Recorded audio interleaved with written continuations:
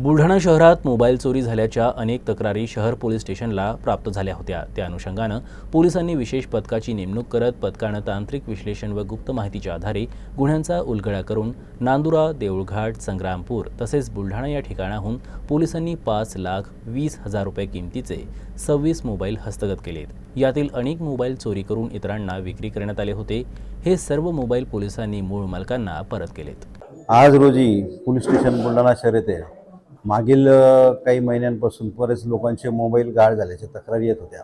त्या तक्रारींच्या अनुषंगाने माननीय पोलीस अधीक्षक श्री आदरणीय तांबे सर, अप्पर पोलीस अधीक्षक श्री गायकवाड सर यांच्या मार्गदर्शनाखाली आमच्या पोलीस स्टेशनचे प्रभारी पोलीस निरीक्षक श्री रवी राठोड आणि त्यांच्या टीमने जवळजवळ 26 गहाळ झालेले मोबाईल शोधले आहेत, रिकवर केले आहेत।